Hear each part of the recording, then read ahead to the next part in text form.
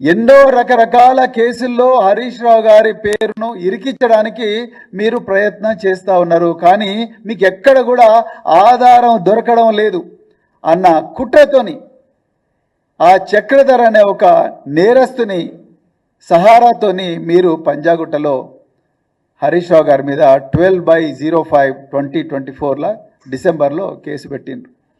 ఇదంతా కూడా తెలంగాణ ముఖ్యమంత్రి, తెలంగాణ హోంమంత్రి రేవంత్ రెడ్డి డైరెక్షన్లోనే జరుగుతున్నది. నేను మళ్ళా చెప్తున్నా, రేవంత్ రెడ్డి గారు, మీరు ఎన్ని చేసినా మేము మాత్రం తెలంగాణ పక్షాన్నే ఉంటాం. ఈ గీసులు మమ్మల్ని కబలించలేవు. మాకు కేసీఆర్ గారు నేర్పింది, ఉద్యమం నేర్పింది ఒక్కటే, ఏం చేసినా రాజ్యాంగబద్ధంగా చేయాలి, చట్టబద్ధంగా చేయాలి, అంతే తప్ప అడ్డుదోవలు తొక్కొద్దు, నీలాగా అడ్డుదోవలు తొక్కొద్దనే మా మహనీయులు కేసీఆర్ గారు ఈ విషయాన్ని తెలంగాణలో ఉండే అందరి క్యాడర్లకు బోధించారు. మేము ఎట్టి పరిస్థితుల్లో కూడా ఆ దారి తప్పం.